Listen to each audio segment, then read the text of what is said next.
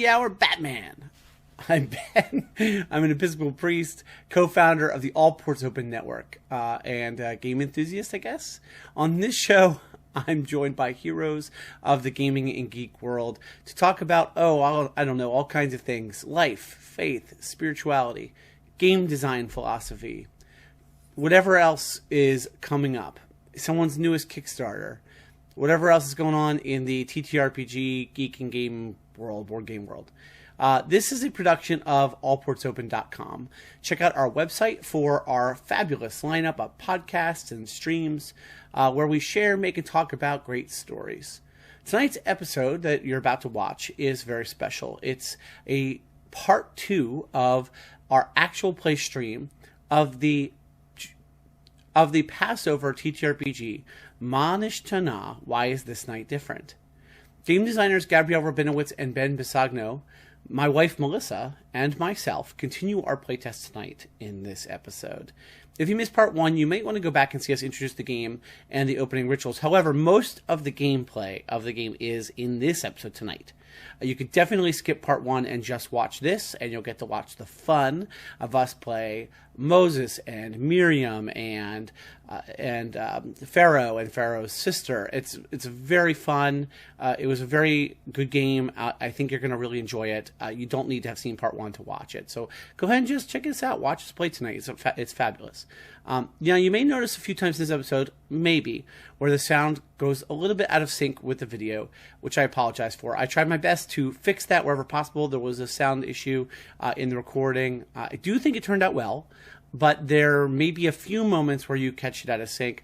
I think unless you're paying super duper close attention, you won't even notice. So I hope you enjoy it anyway. Now, before we get to the gameplay, it is still happy hour. So once again, you have in front of me here the drink that I made inspired by the game Nishtana. The drink is called The Bitterness You Have Known. You can see it up on the screen right now if you'd like to make it. You can also go onto my Twitter at Benjamin Wallis, and you can see the drink recipe card for this drink, and you can make it yourself at home if you can have access. So now it does use a beet vodka, which maybe you don't have access to, and if that's the case, sorry about that. You could probably just try it with regular vodka, although it won't have that beet flavor, which is kind of the point. So, you could just try to muddle some more beets to get some of that flavor if you really want, to give it a shot. But, that's the drink, The Bitterness You Have Known. You can see it there. It's beet vodka, triple sec, absinthe bitters, and some beets to muddle. It's definitely a more complicated one. It's not one I think is very likely for too many folks to make, but that's the recipe for it. Okay, now, I want to thank once again Gabrielle Rabinowitz and Ben Bisogno and my wife, Melissa Wallis, for joining me. I hope you enjoy this actual play stream of Nishtana, and stick around. I will see you on the other side of the end of the episode. Have fun. I will now guide several short scenes, flashbacks set some time before God gives us a call to action. They might depict a moment that characters first met or a moment of intimacy or conflict. Each character will be in at least one flashback. If your character is not in the scene, you are encouraged to ask questions and make suggestions or take on the role of a non-player character. Keep in mind that while the character may be adversarial at times, we as players are here to support each other. Check in if you're ever unsure. And then there's the rule of thumb printed that says 3 players with 1 scene, 4 players, 2 scenes. So we're 4 players. And then I guess wait. In the interest of time, I'm going to suggest 1 scene. 1 scene. Okay. That sounds great. So then okay. So the 3 scenes are a flashback, make an example of them, a flashback, baby in the bulrushes, a flashback, a Hebrew in Pharaoh's halls. Do I pick this as the guide? Or? You are sort of you're the guide, so you kind of have the final say in things, but like everything else in Nishtana, anyone can always make suggestions at any time. Yeah, so Benjamin, you have the little the GM hat right now. Okay. So before you pass it on to someone else. Okay, so so a flashback, make an example of them. In this scene, a cruel decree is handed down to the Hebrew people. In Baby in the Bulrushes, someone saves someone else in secret. And in a Hebrew in Pharaoh's halls, cultures clash within a family. So I'm curious what folks feel like doing. My gut instinct. Ooh, they're all so good. I was gonna say my gut instinct was Cultures Clash Within a Family at Hebrew and Pharaoh's Halls because I really like the family dynamic that we have here, of the interesting family connections. But all three of them are really good. So I want to know what everyone thinks. I also really like Hebrew and Pharaoh's Halls. I also think that make an example of them is the easiest one to do with a group of 4. But what do you think, BB, in your experience? I want to do so we have an hour and 13 minutes left. So I'd love to do one scene, maybe between 2 characters, not even everyone needs to be in on it, and then slam right into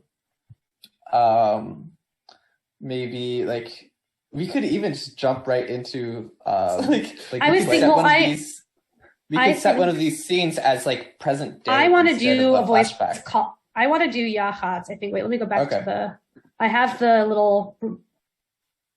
Yeah, I think we should do at least one role played scene before we do recounting the plagues.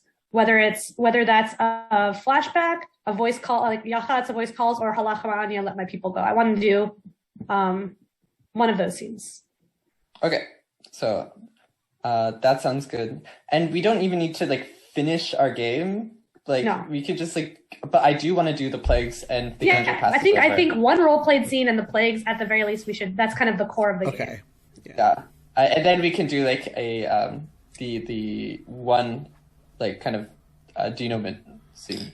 Yeah. Okay, so wait. I've got a suggestion. What if we do our flashbacks as sort of narrated but not role played scenes? So we kind of describe what we think would happen and sort of ask each other questions about maybe 2 of those, and then that way we can do 2 and they're both short, and then we can do an actual role played scene. So 1 or 2 flashbacks then, as you just said. Not we could do 2. We could do 2, so we could get 2, each one with 2 people. Okay.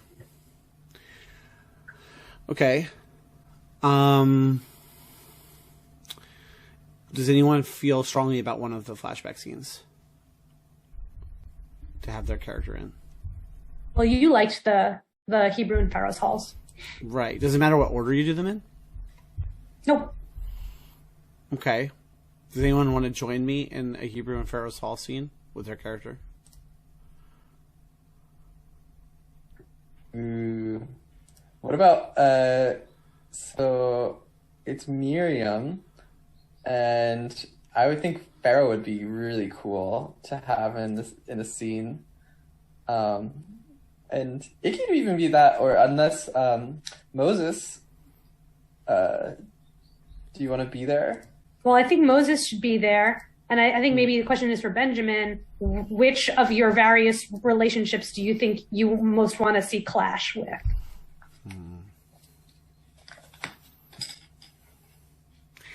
I kind of want to see clash. I kind of want to clash with my adoptive mother. So I feel like that's a good opportunity for a culture clash. So, okay, let me find the page with this one. A Hebrew and Pharaoh's Halls. It says, in this scene, cultures clash within a family. So, we've already suggested who's in the scene. So when it takes place, so again, as long as time doesn't matter as far as like when it takes place in the story, I like the idea of it taking place like after Moses has returned with a Hebrew identity. I feel like that's a good moment for cultures to clash. Wait. Yeah. The only thing to keep in mind is this happens before the call to action, but it can totally be when you come back. But that doesn't mean, like, I think your setup is still perfect.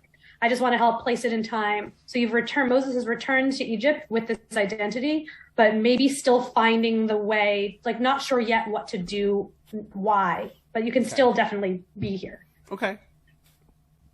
So maybe it's like post finding new identity, but pre like murdering a slave. Yeah. Kind of time. I mean, no. What if you killed the slave master, went out of Egypt, came back? Oh, right. It's that order, right? I got the order confused in my head. Yeah, that's right. And I mean, the order doesn't matter. It's but like this is just a proposal. Sure. And so now you're like a criminal, right? Yeah. Or at least as much as a prince can be. That would be really cool, and would be a nice source of tension. So we're just. So who's in the scene? So it's you and I, correct? BB, are you playing? You're playing Bitya, right? Yeah. Yeah, I am. So it'd be you and I, and then I don't know. So we're not role playing this one, right? We're gonna dictate it how it plays out, right? So do you? Yeah, we're gonna fan fiction it. But I have a question. Yeah. For Melissa or for Miriam or Pharaoh, what ritual objects are on display? So this is a question, and how do they let you know that, or how do they let you know you're not welcome here? So I guess that's in the case of Moses. I think so there was a time when Moses lived in our home, right? As your son, and that time has passed. And so I think you know how like how parents always keep the things that kids make, like, you know, it's like the vase that they make in like daycare, like the pictures that they drew, like it's like the kids' art. I think there used to be like something that Moses made that we displayed, like that we were proud of. No, that's the object on display. And no, it's not on display anymore. It's a different object. So we always used to have like the kind of wobbly, like crooked, like vase that Moses made, and you know, out of clay. And it's not there, and instead is like a really beautiful, like perfectly made ornate one. It's my suggestion. Well, what if it could be like just to connect things. It could be like a glass object, or like what Moses made was like something blown glass to connect to the object you introduced that Mary made. I don't feel the need to tie that into our story. Emotional bleed is okay. That might be too much emotional bleed for me. Okay. So Melissa, and do you have any suggestions? You don't have to suggest. Yeah, so I'm wondering if there is a mirror involved in the ritual somehow, and it's been smashed, and pieces of it are missing. Ooh, that's really great. I wonder if the mirror smashing, do you think that the mirror smashing takes place in this scene? Like, do you think, or do you think it's already been smashed when Moses sees Bitya? I think it could go either way, because I'm envisioning that, you know, at least some of those pieces I have used to fashion my instrument. Yes, I see that. I think that's a great idea. I think so. Maybe the original object might have been something with a mirror. Yeah. Right. Mm-hmm. That has now been destroyed. So, but what if? Wait. What if the mirror does get smashed in this scene, and Moses brings mirror pieces back to Miriam? So it's like even carrying some identity from here back to the other one. I think that's perfect. So what mirror? So I have an idea. I have an idea for this scene. Tell me what you guys think. I feel like Moses comes back expecting to have a homecoming with Bitya, and BB, you can say exactly what Bitya would be doing that would be not as welcoming as Moses expects. But I feel like I don't know how angry Moses, how angry a Moses you want to be. But maybe Moses smashes the mirror, like something of Bitya's. I don't know. I don't know if you want to be an angry Moses. So I like that because I feel like just like he kills the slave driver, I feel like maybe anger problems are prevalent. So I'm fine with that. Could be a response to the electric voice of God too. Maybe. Yeah, I mean, God can strike through you, you know. Yeah, and one of the things on my character sheet says, I love, by the way, sorry, it took me a second to process what you said. I love that so much. But, you know, there was something on the character sheet, I thought, from Moses that made me think about this. But it was like, Oh, I know where it's when you're expected to speak. One of the things about playing Moses is if you don't speak when it's expected of you, you may do one of the following instead, which is like ask God a question. And so I was just made me think of like maybe God is speaking to Moses and like that he lashes out with the electricity, like the God electricity.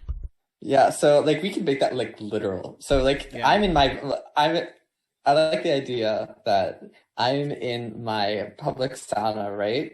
And what's unique about the sauna is that there are mirrors everywhere, right? And so that not only it's filled with the people and we're in a public space, but like it's like infinite. Like you can see people going on forever, like these forms in silhouettes. And I'm in my pool. And so I invite you, Moses, and I say, well, come back. Will you take a rest, my dear? And we're getting into a little bit of role play, but it's like, I like guilt trip you, right? Like super hard. And I'm treating you like a child still, right? Because I need you to be a child for me, or else if I don't have you, what do I have as your mother? I don't have my lover anymore.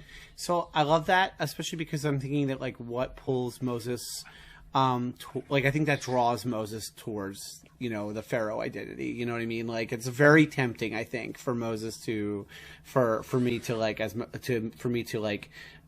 let myself be drawn to that, and wait, I'm holding my mirror, right? And I'm not even looking at you, Moses, and I'm just asking you this question, and you are in my reflection. Oh, and wow. I say, are you going to stay for long, dear? And like, I'm asking this and I'm expecting you to speak. Oh, okay. So yeah, I feel like that's the perfect moment for like maybe the mirror. Okay. So maybe I see something, I see something else in the mirror. And what I see in the mirror is like a Hebrew slave, like somewhere else in the space. And that's when I don't speak because I feel torn between the two worlds. And that's when I ask for someone to speak as the voice of God. I'm going to ask God a question, and I can choose any player to answer as God. What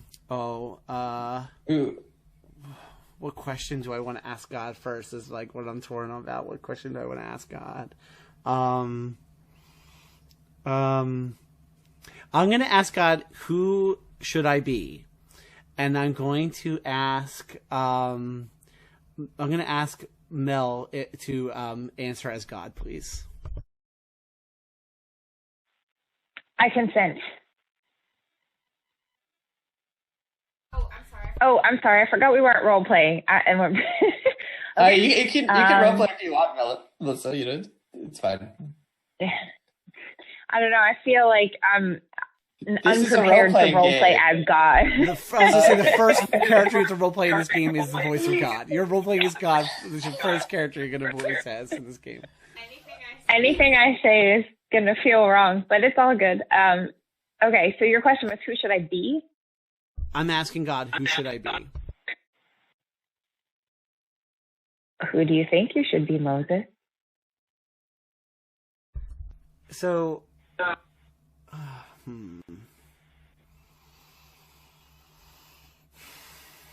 So I really want, I'm curious if anyone has a suggestion, because I really want the electricity to smash the mirror. And I'm just wondering how God's question sort of prompts the mirror. It's not the electric wait. I could do it, but... What if you say something, like in response to my question, like, who do you want to be, that makes God angry, and God smashes the mirror?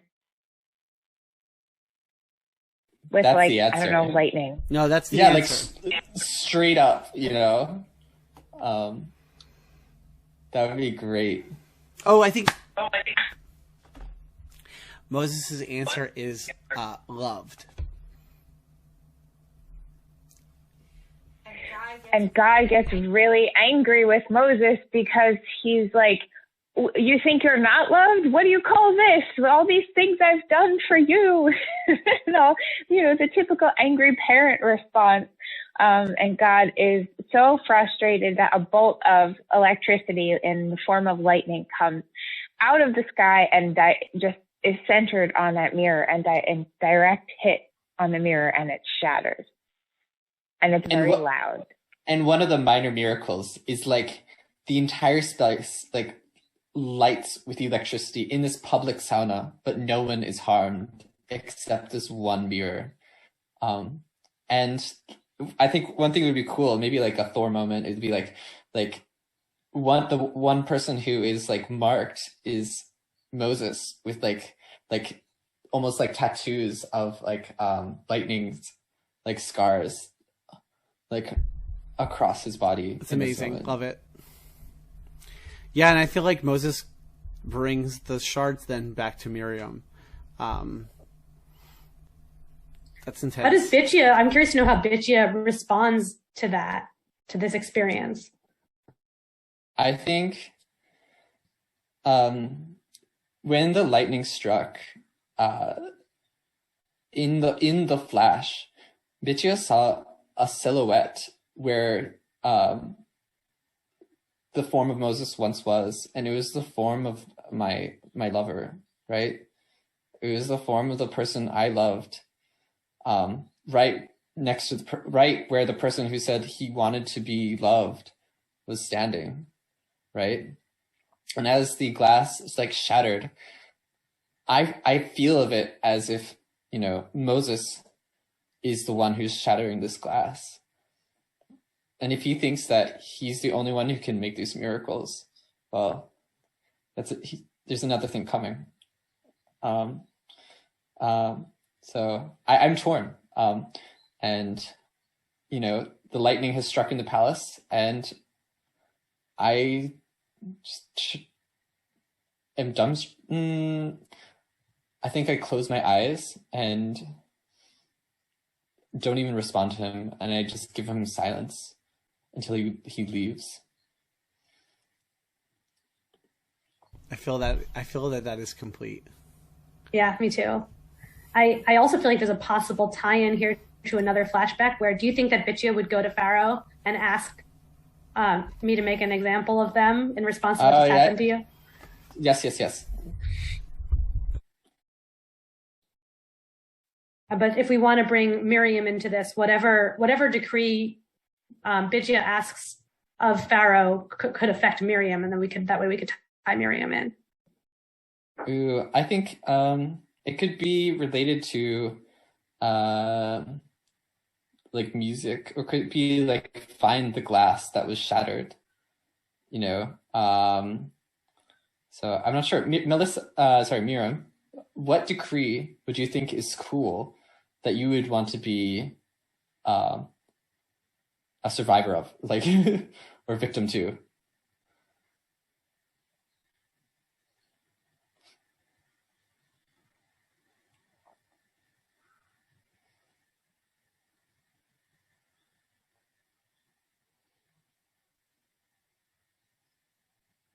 That might be a tough question, Miriam. So you can come back with the response when you're ready, or we can think of something else. Yeah, I mean, I think it's a good question. I just don't have a good answer. So I'm open to suggestions, or we can come up with something else. Either way. Well, Bitya, what do you feel like was shattered for you in that moment when the mirror shattered? What was it that you want to lash back out and inflict that on other people? I think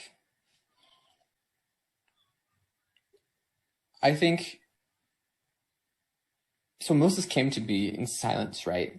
And he just, for some reason, he's the locus of this lightning strike that breaks a mirror, and I see the form of my lost love. So I'm thinking that this is actually intentional on his part, and that he is like, he's like been worshiping other gods, or like god of storms or something, and that he's violent, right? He killed someone, and I'm violent too, so like I understand. But I think he's lashing out and he's being a big baby, just as as the Pharaoh, what the Pharaoh does, on their cushions, right? And I think it's just a phase, and so I want my little boy brought home, and anyone who's housing him to be brought to my feet. So you want Moses back, and you don't want Moses to be living anywhere else now? That's what you're saying? Yeah. Okay. He's obviously like having a quarter life crisis. So, or depending on how old Moses is, maybe he's an old man, but like in the original story. But wait. So is Miriam like going to be in the scene because she's been like drugged before them, like because she's been housing Moses? Well, I was going to suggest that maybe the scene is Pharaoh trying to take Moses away from Miriam.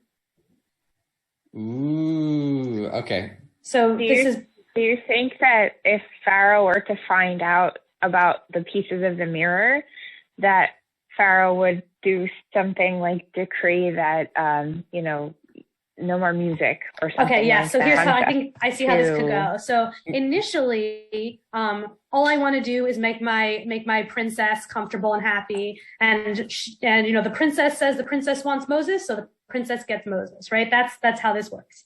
And I figure this is going to be easy. I'm just going to, I've carried in on my litter of cushions, right? And placed down before Miriam, and I will just sort of like, just wave my hand and say, Moses, please. And Moses will be given to me, like everything is given to me and everything will be fine. But that's not how it goes, right? I get there and Miriam is resisting, and I feel like Miriam is actually playing music.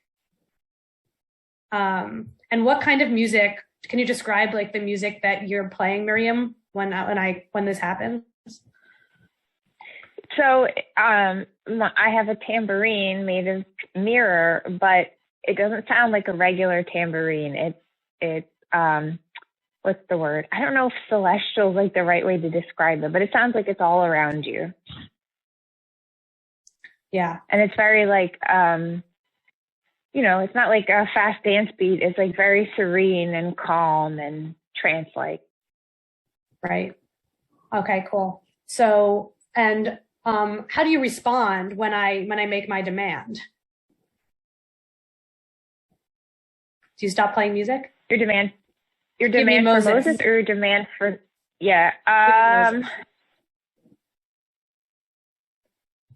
I think initially I think I would refuse, and I might even like it if that makes you angry. I might even play music to try and like calm you down. Yeah. So you do, that's perfect, because that's one of your moves. And so your music is affecting me, and I do not like that, right? I'm the only one that if someone else can control people, that's not okay, right? I'm the one who controls people in this kingdom, and I'm seeing this musician. First, she takes what belongs to the princess. Now she's the one who's able to control people around her. And that's not okay with me. And so I say they're doing witchcraft with this music. It is dangerous. It is a threat to our way of life. And my decree is that the Hebrew people will make no music henceforth. And I'm taking Moses. Yeah, I think the music has corrupted Moses, Yeah, of course. It's witchcraft. Especially, this is exciting. So that's my decree. It's awesome. So that feels like a complete scene. So, in that case, I close this ritual and pass the role of ritual guide to Ben. Ben, so Yachatz. A voice calls. Things break with a snap and can never be the same. So, everyone, I want you to close your eyes and rip something. And when you do so, open them and describe what has changed. And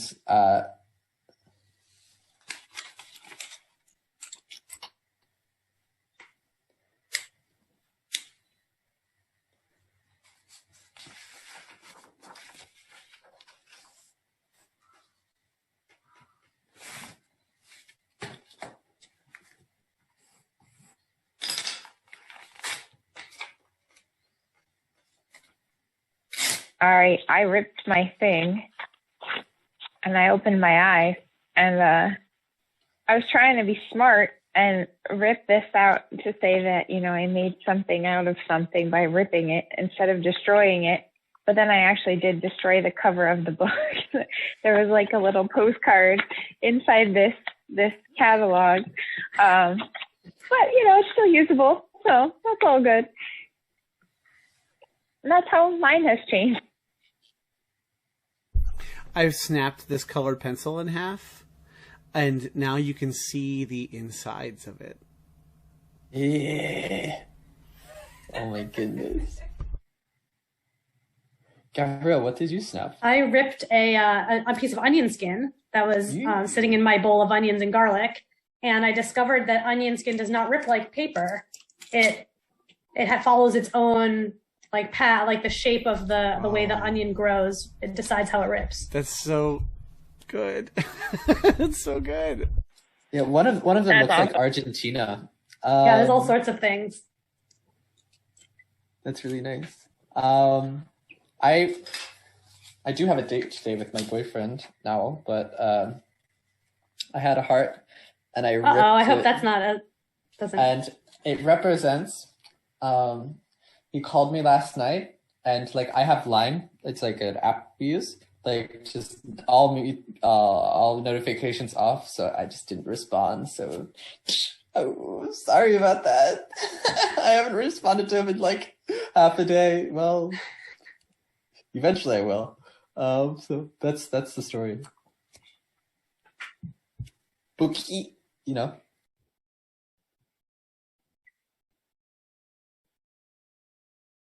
All right, BB. Sorry, I forgot. I'm the little magician right now. So, time has moved forward. We are now in the present day of our story. In this scene, an everyday object has been transformed. Through it, God calls us to action. We play to find out how we answer the call, right? So I think Miriam and Pharaoh are going to be the focus of the scene.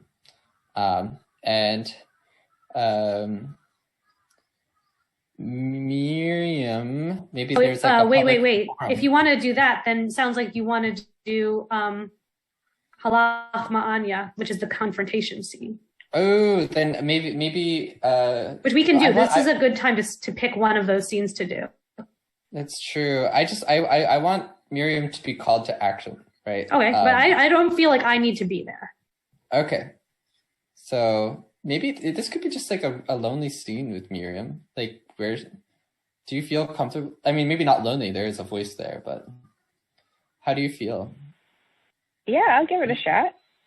And we could have we could create a spicy side character if you'd like. So time has moved forward. Where are we? Maybe we're in a public square. Oh, we should be somewhere shady, right? Somewhere. Shady. Ooh. Maybe it's in an oasis, or maybe it's in the middle of the city. Where does Miriam go to kind of get away? I think Miriam likes to get lost among people, so be alone with others. And I think that the shady place could be shady in both ways. Oh, both shades of meaning of the word. Oh, so you're like in the underbelly of the city. This is like a shady spot, shady people. I love it. Yeah. And I'm envisioning it like, like comic book, like when, when something bad is happening and it's raining and it's dark. Like I don't envision it as raining right now, but it's dark and overcast. And What? geez, Wait. What if you're in like a forbidden club where we're playing music, right? That's exactly what I was thinking. Forbidden music. like a speakeasy for music. Yeah. It's a like great a idea. poet. It's like illegal poetry readings, right? Wait. it's like- Yeah. Wait. So I'm not saying Moses should be in this particular scene because I don't think that's necessary, but I actually do think maybe this is a queer space. And I feel like Moses can enter at some point in this scene. Or, yeah, Moses can be like in the shadows, right? Taking it in. I love it. So this is like a queer, like poetry reading, play music kind of space, and it's on the down low now. We're underground, even literally, because of the commandment. I mean, the The decree. Right. decree. And I just really like the idea that like it's a space where like identities that are not accepted, identities that are oppressed, that don't belong, can be and flourish and enjoy each other and be shared. I love it. Is that okay? Is that okay with you? Yeah. That sounds really great. And like, when we were looking at around the room, I just have a question. What do we see that lets us know that all identities are accepted here? Could you just answer that question? Just like a paint the scene question. Are you asking me that question? Yeah, Benjamin. Yeah, I feel like there is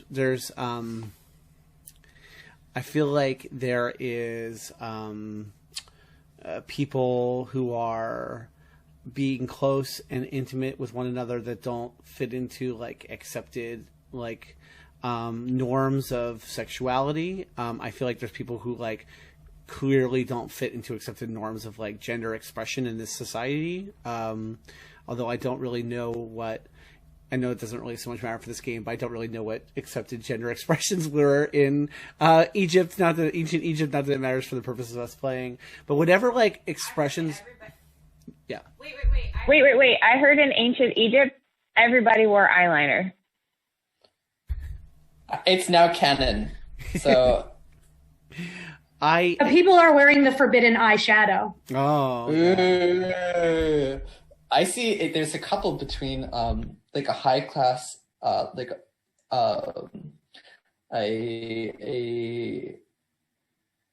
there's two ladies and what's it's not that they're like there are two ladies, that's really the problem. It's the class difference. That they're coupling. There's one Wait. very high Phoebe, class. what if one is like Hebrew and Egyptian woman? Yes. one is Hebrew Yeah. and one is Egyptian? That's exactly what I was going to do. Yeah, Even if you didn't do that now, that's exactly what I was going to do next. Yeah.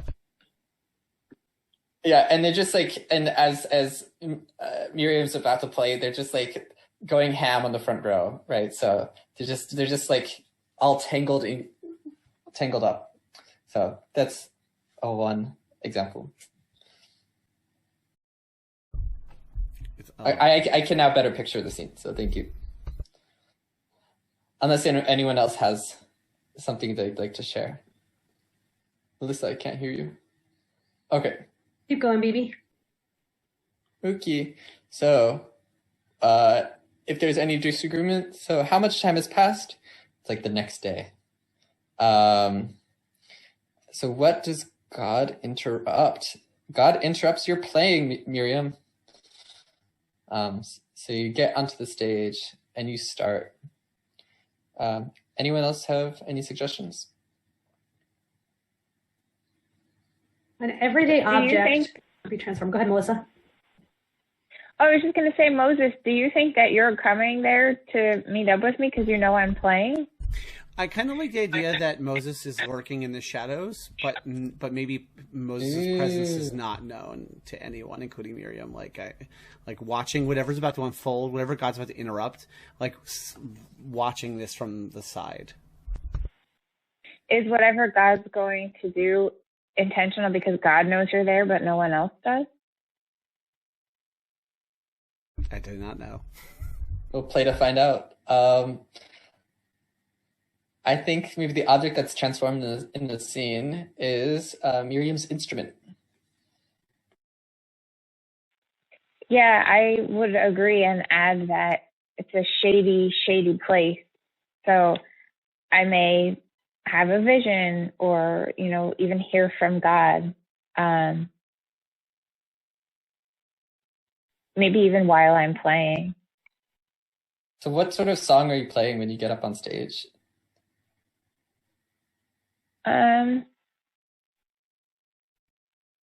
I think it's something really slow and really sad.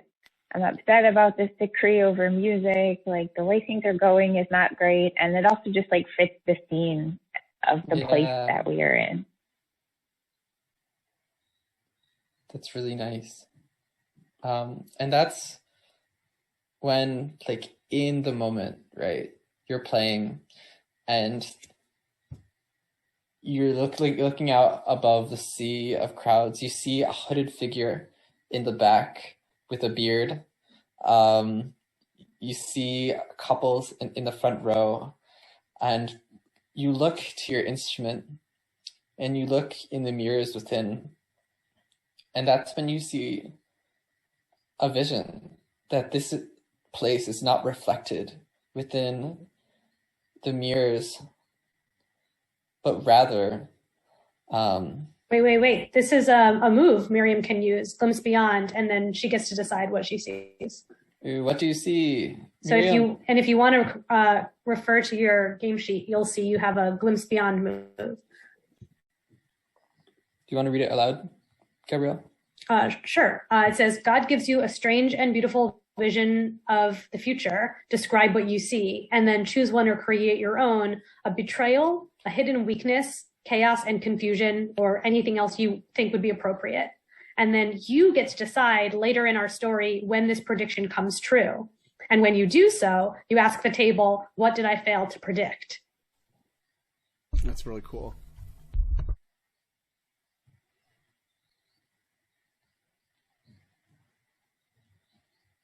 It's so hard to choose.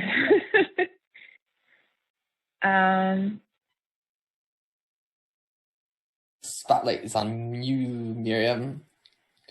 I think while Miriam is playing, the vision that she sees is a betrayal, but she sees a hooded figure with a beard and doesn't know who it is. That could be so many people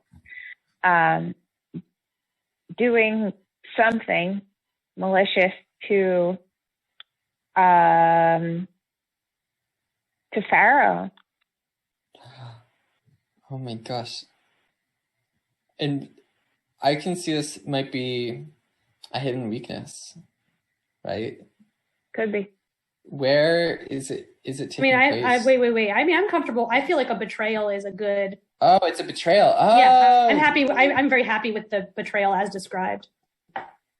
I think maybe the betrayal is that it could be Bitya,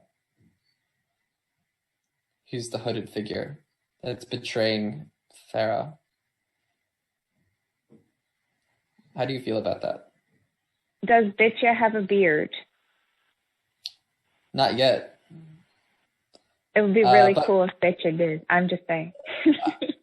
But it's so let's go with Moses. Sorry about that. I thought you were looking into the ground and saw a bearded figure, and in that moment it turned into the vision.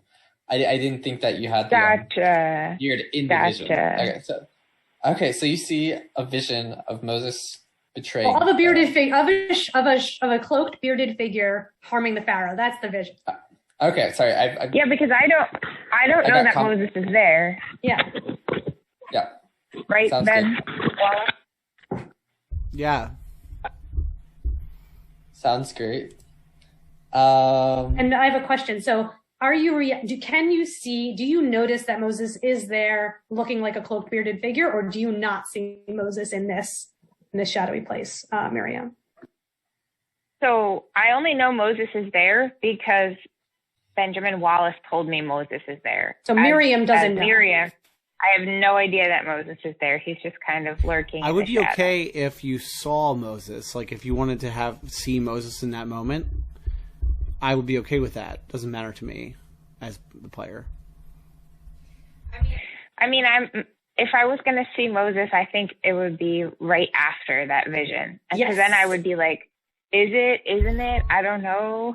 I think you see Moses, but you don't recognize him. So I think you had a vision of a cloaked figure with a beard harming Pharaoh, and then you see a cloaked figure with a beard. And I think maybe you don't get a chance to confront him. I think maybe Moses sees you see him and then like leaves. And I think in that moment, it might work that what the object that's transformed is like the instrument is transformed into like a sword or something. Like the glass like spreads out into like a glass blade on the instrument. Maybe like an electric guitar or something, but I don't know. It's like, what do you think is cool? I like that idea. Like, it transforms in order to show me the vision. Ben, can you mute, please? I like that it transforms in order to show me the vision, and then maybe it like goes back to its original shape. That sounds great. Can I actually have Moses speak before leaving? Moses speaking? This is amazing. Because we're in the queer place, I feel like Moses this is what I'd like to have happen if you like it, if you all can approve of this. I want to step forward out of the shadow and say to Miriam, "Now you are ready," and then leave. What?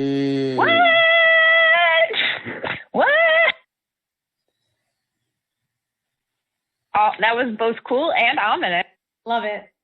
That's cool. I close this ritual and pass the role to ritual guide to Gabrielle. Cool. So now is 8:30. So now is a perfect time to check in as a group and decide what we want to do next. I think we could go to the plagues. Bibi, is that what you also want to do? I love the plagues. Me too. I want to do the plagues and the angel, and then just like end there. Yeah. And then maybe do stars and wishes. Yeah, that's exactly what I want to do. So we can. I want to just do one little tie-in, which is like, how do we think as a group? What does Miriam do that then leads there to plagues happening? So I just like we can just kind of decide this as a group. How did Miriam act on that call to action?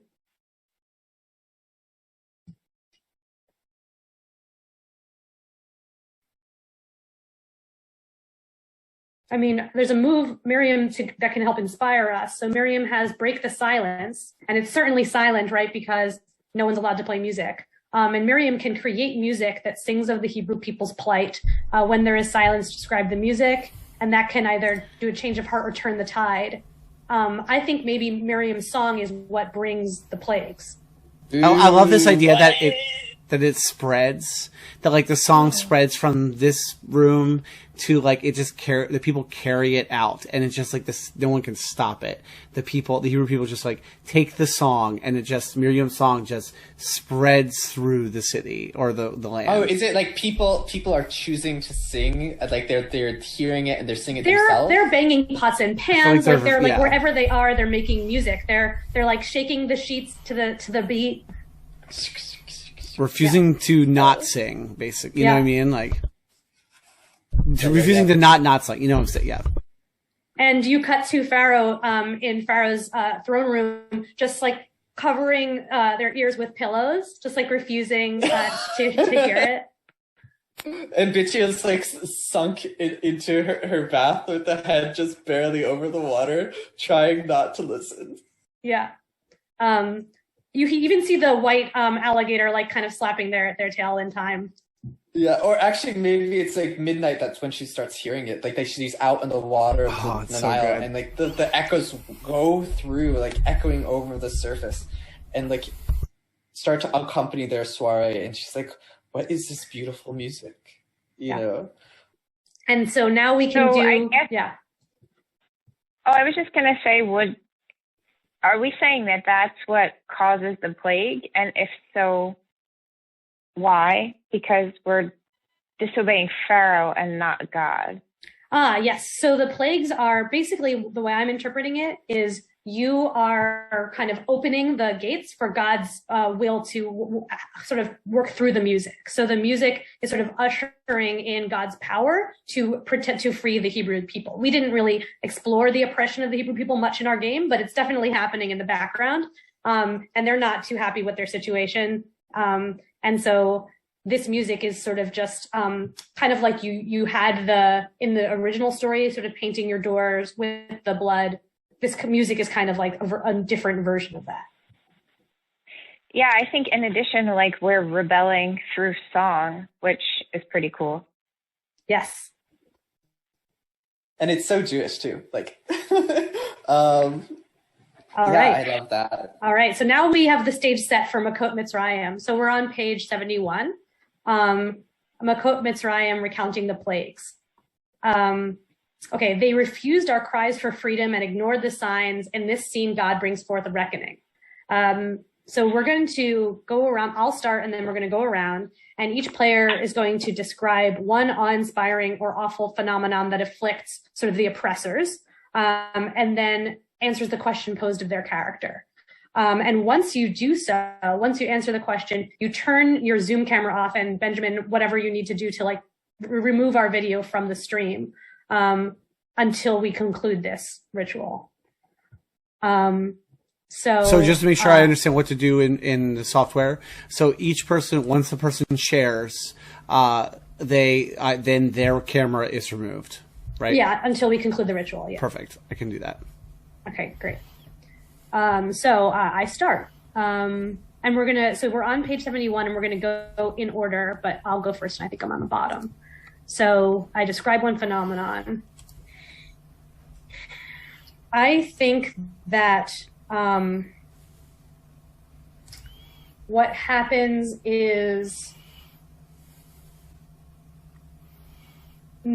mirrors don't reflect the Egyptians or like whoever is in a role of the oppressor in this society. So when we try, like I especially, like I try to preen in front of the mirror, I try to make sure I look ready for, my loyal subjects, but I can't see myself. I see my servants in the mirror, but I don't see myself. And this outrages me, and this occurs across the kingdom. And so then I answer aloud, I pray at a shrine to one of my gods or royal ancestor. What do I hear that hardens my heart?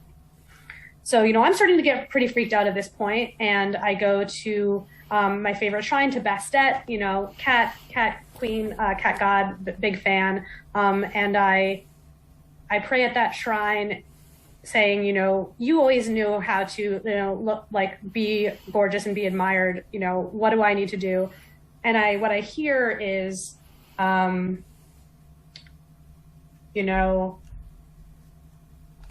don't need mirrors. They all see you. And that reassures me, like, yes, everyone already sees me. I'm always seen. I don't have to worry. That's right. This is nothing to worry about. And that's my answer.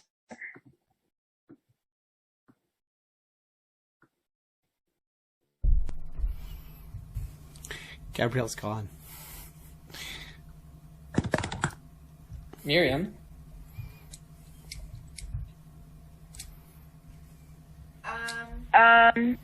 Describe one phenomenon. Why are you blamed for this? I think that... Ben, can you mute? I think that word gets out that I have been playing music, and the next time I choose to play music, like in private, everyone can hear it.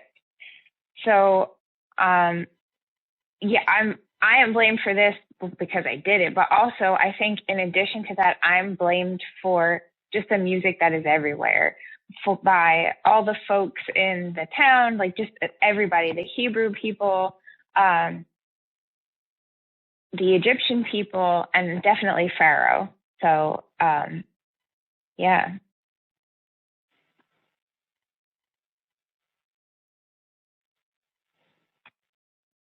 For a split second, before Mel went away, she became a horse. Just if people didn't notice that. Should I go as Moses, or do you want to go? Describe one phenomenon, then answer aloud. What treasured part of your life in Pharaoh's court has been destroyed? Oh, man. I'm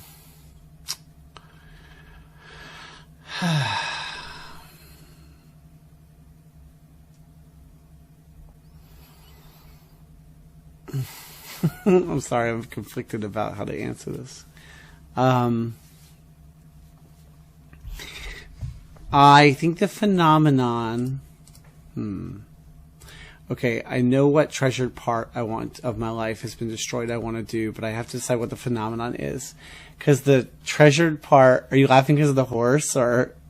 Yeah, I know. It's like impossible to... I have to like look at my other... I can look at the software to see what it looks like to these people on the stream, and there's no horse, so I will just do that so I don't laugh at this. I know what I want to have destroyed. I know the answer to the question, but I haven't decided on the phenomenon. I am open to suggestions for the phenomenon, Ben. Because what I want to be destroyed from my treasure part of my life in the palace is my relationship with your character. Like, I feel like that Moses' relationship with Bitya is what is destroyed. But I don't know what the phenomenon is that could happen for the plague that would cause the relationship to be destroyed. It could be the water disappears. Like I'm in my happy place in sauna. That's where I find comfort. I love that, and we didn't cover this in the story, but like what I love about that too is that the water is also like where Bitya pulled Moses from, the reeds and the water. So like if like all of the water, so maybe all of the water in Egypt goes recedes, like the Nile recedes, the water dries up, and there is drought. Oh, this is serious. Yeah, and so there's no water. So like the very like womb that you pulled Moses from is gone, and your comfort place is gone, and so you suffer from that. But also like it just sort of represents that like the love between Bitya and Moses is also gone, and his last identity, the last like tie of identity to the Egyptians is dried up as well in that, and therefore I will make sure it's the right one. Nope, wrong one. Oops, my bad. This one.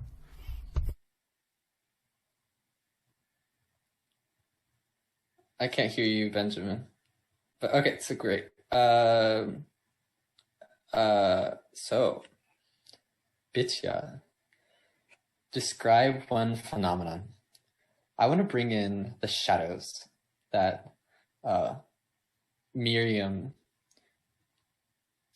which Miriam sees her visions.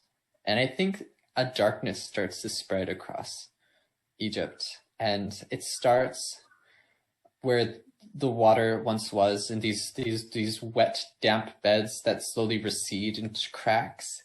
And the shadows in the cracks kind of seep up into the surface where there was once water. And in the place of water is a dense fog that spreads and cloaks the city in an ashy, gray, almost forever sunset just before dark.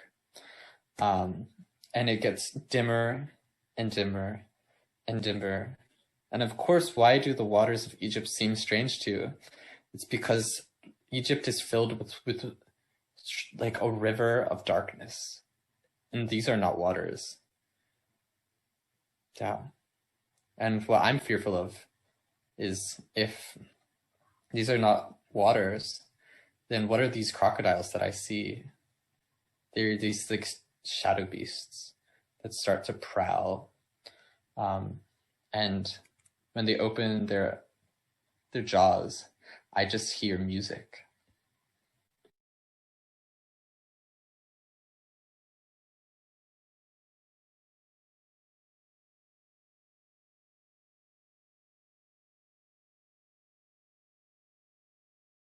I close this ritual.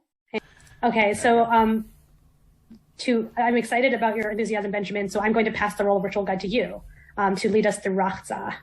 Okay. After all that you have seen, will your faith still hold? Everyone besides me should be muted. Now we describe the final act of terrifying might that God sends forth. An angel passes over our homes. Each player writes down an answer to one of the following questions, each based on which character they're playing, on page 72. It's done in silence.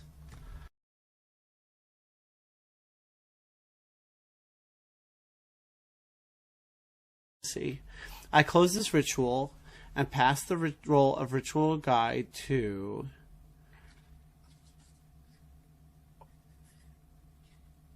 Melissa. So I'm going to just call a wait, since we have 10 minutes left. Right. We may want to choose one of the later rituals and skip the remaining role play scenes. Yeah, so like, given the 10 minutes left, yeah, so like, what do you two of you think is worth us playing through? Do you want to do the stars and wishes, Ben? I mean, BB? Yeah, I think a toast would be great. It's the Hallel. shortest. Yeah. So Melissa, you can be our guide for Hallel, the last ritual, which is on page 83. Okay. Hello. Great. A toast. As we finish the game, we take a moment to appreciate each other's contributions. We invite reflection. Each player toasts another player for something you especially appreciated. Okay. I'll go first if that's okay with everybody. I want to share a toast with BB. I really appreciated your investment in the story and the thoughtful questions that you asked. Cheers.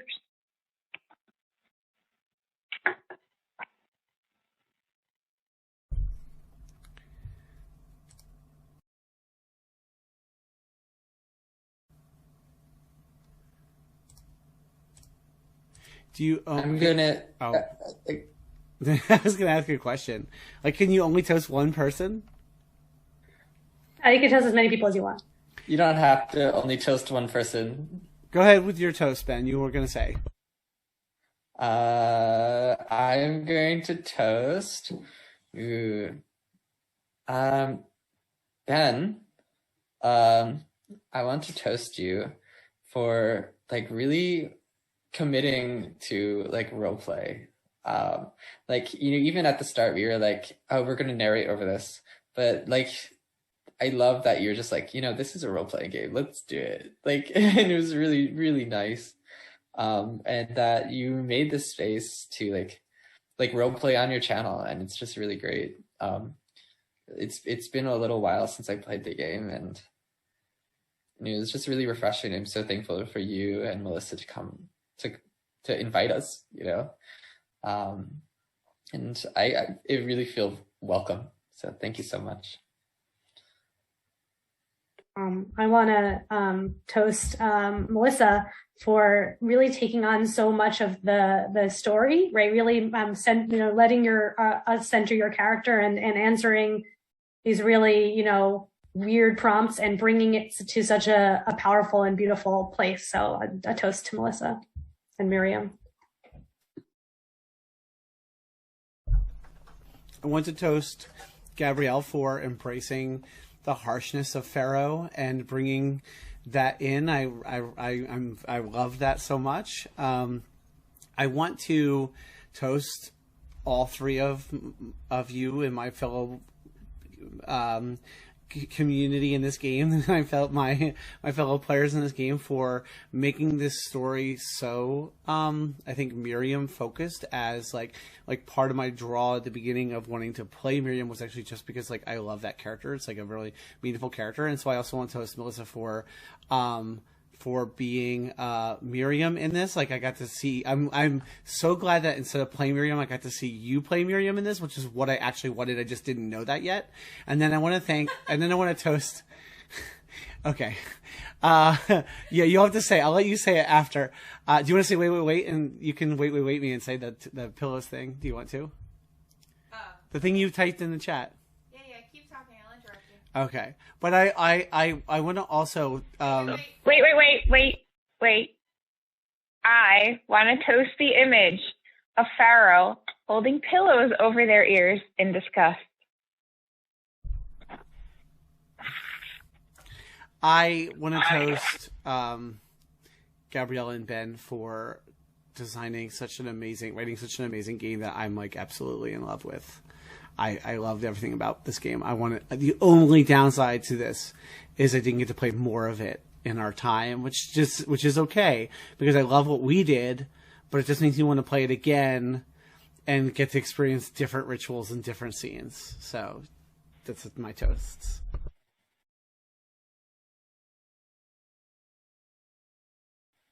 We better play it again, Ben. I want to play more. And it's often people like forget to like the ritual guide thing. So there's like problems we're still working through. But it's like I'm so glad that we got to a point where like you could actually enjoy this game, right? So thank you so much. Yeah. Thank you. Absolutely. I had a blast. And I do also want to say, since we're, before I say the last thing that I'm supposed to say, I just want to toast the overall, like, visual design of the game. I think it's super cool that you can play in person or online like we're playing, and that the options are so appropriate for both. That's really cool. But also just like visually, like the line drawings and the font and all that are amazing. But my favorite part is the writing. It's really, really, really well written. And you don't always see that with games that, you know, don't come from some big house that publishes games. So kudos to you two. I think it's awesome. And I'm so excited we got to play, and I can't wait to play again. Okay, I'm done. Yeah, and wait. So just, this is like the unfinished, this is not going to be the layout, right? What's currently on the Google Doc is the Google Doc. We're like looking for, what are we looking for, Gabrielle? For people, if we want to give a shout out to anyone who might be listening. Yeah, we would love to have people join this project who are artists, layout designers, who are inspired by what we're doing and want to not just contribute art and layout design, but really contribute their voice to the project. We feel like that's the last missing piece for this game to reach its final stage and come into the world. So if you are an artist or a layout designer or anyone in any of those mediums, you don't have to be Jewish, but if you're inspired by this game, what you've just heard, please reach out to us, and we'll have Benjamin share how you can contact us. Yeah, Gabrielle. And I will say, like, if you were to put this out right now, it looks good. I understand your desire to have graphic design and all that, and I can't wait to see what that looks like. But just it's neat. It's good. I really enjoyed it. Thank you so much. Yeah, thank you so much. Thank you so much for coming and sharing this story. It'd be great. Yeah, no, it'd be really fun. We're looking for like essays on like, that's right, like rights to land, refugee rights, like everyday rituals, enslaved communities, reclaiming narratives. I'm reading from a list right now. Contemporary Judaism, the role of role-play in social change, the role of women and queer folks in revolutionary struggles, or something else that sounds totally awesome. Like if you want to submit something, and like when we kickstart it, we'll pay you. Yeah, exactly. We'll like buy it when the Kickstarter starts. But if you want to propose something, please reach out to us. Yeah.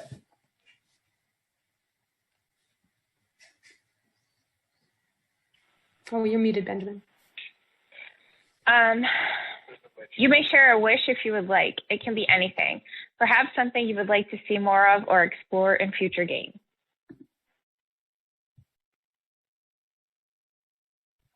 I wish you the best of luck with this game. I want to see amazing things happen with it because it has so much potential, and I'm just so honored to be a part of it.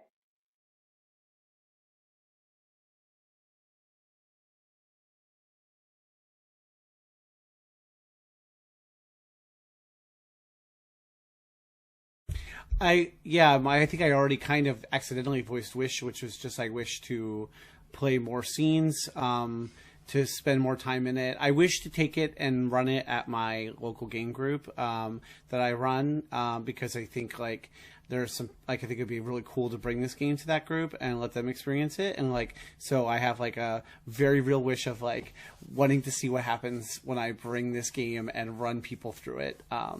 So that's my wish. I wish for that to happen, and I wish for you to tell us how it goes. And we have a player survey we're going to share with you, and I'll give it to you to share with however far this spreads. We just want as many eyes on it and as much feedback as we can get.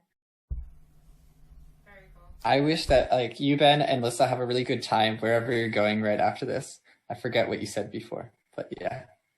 Oh, and I wish that you find out more about that mosque that you went past, and you're like, oh, what are the customs in it? Like I hang out with my friend Beck the other day, who's an Uzbek guy, and he's Muslim, and so I was just like asking him questions about Islam, which he was open to. So it was really nice. It's really cool. And finally, we conclude. Thank you all so much for coming and sharing this story. And I include in that thanks anyone who is watching this. Thank you for joining us and sharing in this experience. So I suppose because this is a torn heart, this is Back together. yeah. There you go. So I didn't toast this, but I will real quick at the end here, which is like I toast that this was the first game stream we did on Holy Happy Hour, Batman. I'm very grateful for the two of you bringing the game to the show and for like coming back on the show. And so come back on the show again when it does go to Kickstarter. And so people should follow the link in the show notes for the interview that Gabrielle and Ben did with me before on Holy Happy Hour, so you can you'd be watching it in a strange order, but we went pretty deep on a lot of the things you just saw us do. So if you want to and lots of other stuff about theory and design and how the game came to be. So if you want to learn more about that, you can watch that episode. Hey, welcome back. Sorry for the somewhat abrupt ending there that we just had. We didn't make a good stopping point in the video. But regardless, huge thanks again to Gabrielle and Ben for playing this game with me, introducing Mel and myself to Nishtana. I hope you enjoyed our game and that you'll check out the game Nishtana. You can check it out in the links of this video. You can see it on itch. I hope you'll check it out. It's fabulous. It's still in its playtest mode, but you, I believe, can get a copy of it to play yourself. And then it's going to go to Kickstarter eventually, as you heard Ben and Gabrielle say. And so keep an eye out for it. You're certainly going to hear from me when it goes to Kickstarter. Hopefully Gabrielle and Ben will be back on the show, or one or the other when it goes to Kickstarter. And having them back on the show will be really fun because they're absolutely fabulous. You can also check out, Gabrielle was on a really awesome panel called, I think it was What's New in Jewish Game Design, and that's a really fabulous panel that you can watch. I think, let's see, I have it in front of me. Yeah, it was Metatopia 2021 online. What's New in Jewish Game Design? Gabrielle Rabinowitz, Avraham Yosef Baez, Adira Slattery, Evan Turner. You can watch it on YouTube by searching What's New in Jewish Games, but I will certainly link the video in the in the show notes here so that you can have it. So you're definitely going to want to check that out if you enjoyed this episode, or even if you didn't, I don't know why you're watching the end, but you should check it out anyway. So again, I hope you enjoyed this video of Nishtana. And thanks to Mel, my wife, for playing with us in this episode. If you want to hear more of Mel and myself play games together, you should make sure you check out our podcast, Pot of Love, where we play relationship and romance TTRPGs to tell the story of the small town Charity, Maine. A small town with a haunted secret, government conspiracies, and pretty unique businesses. It's part audio drama, part actual play, part comedy, part sci-fi and horror, and we like to think it's all fun. And of course, romance. There's a lot of romance. The backbone of this show is the stories of people falling in love with each other or falling out of love with each other. Season 2 begins at episode 61 of Pot of Love, Welcome to Charity, Maine. It's a really fun ride, All of season 2 is available. You can listen to the whole thing from beginning to end. It is a lot of episodes, but I think it's really enjoyable, and I think it's worth listening to. It really picks up steam and develops as the season goes on, and I think that you'll be really happy with the payoff if you listen to it. Please don't forget to hit the follow button here on my Twitch, or subscribe here on YouTube if this is where you're watching it. Don't forget to if you're on YouTube, hit that little alarm button, that little bell button, so that you get notified whenever we have a new video or we're going live with a live stream, as we're going to be doing in a few minutes. And consider subscribing to my Twitch channel if you'd like to. I'd love to have more subscribers to my Twitch channel. It would mean a lot to me, which helps support what we do here at Holy Happy Hour Batman. If you only caught part of tonight's show, you'll be able to watch it on demand for a brief time here on Twitch, but you can head over to allpartopen.com to watch every episode of the show afterward. You can see my whole lineup of all of my episodes of Holy Happy Hour Batman, from Alex Roberts on episode 1 to the Mount Nishtana actual play here, and everything in between, the James D'Amato episode, all the great episodes that we've done, in between. You can catch all of them. Let's see. You can also go to All Partopen's YouTube channel, unless you're already watching it there. If you're already watching it there, in just a second, you're going to get a link on the screen to see the whole playlist. Otherwise, you can just find the whole playlist of my videos or all of our great shows right there on APON on YouTube. So please check out all the great shows on our network. Right after this show tonight here on YouTube, you can watch my actual play stream. I'm going to be introducing a game that I made. We're playtesting a game I made called Bislandia. You're not going to want to miss it. It's a Questlandia hack that I've been writing, and it's basically a improv workplace situational comedy RPG. It's really fun and really funny. I think it's going to be a great stream, and you're not going to want to miss it. So you can stick around on YouTube or on Twitch at the All Parts Open Network Twitch, and you can watch that. If you're watching this later, I'm sure you can catch it after the fact video on demand. So huge thanks to Joshua Wise, who is my APON co-founder. He does the artwork on my stream. He does basically everything else for the network, almost all of the work for the network. So as always, huge thanks to Joshua Wise, who is amazing. And congratulations to Josh for Weeping Cedars wrapping up. Awesome show. All 3 seasons of Weeping Cedars are out now to binge. So good. You definitely don't want to miss it. Congratulations to him and everyone who worked on Weeping Cedars. It's amazing. It's an amazing horror audio drama. It's so good. And congrats to the team that worked on that, and to Josh, who did all of the editing and writing and producing of that show. It's fabulous and totally worth accolades. Huge thanks to Dr. Octorok, one of my great friends and awesome musician, for doing the music that I use all the time on my streams, for the use of his music on the show. So, all of you out there, my friends, enjoy the holiest and happiest of hours until I see you again. Keep an eye out here on my stream for what's next. I don't know what's next here on Holy Happy Hour Batman. It's almost the end of the year. It's almost the holidays. Everything is a little wonky. When I figure it out, I'll let you know. Thanks for tuning in, and I really hope to see you again soon. Bye-bye.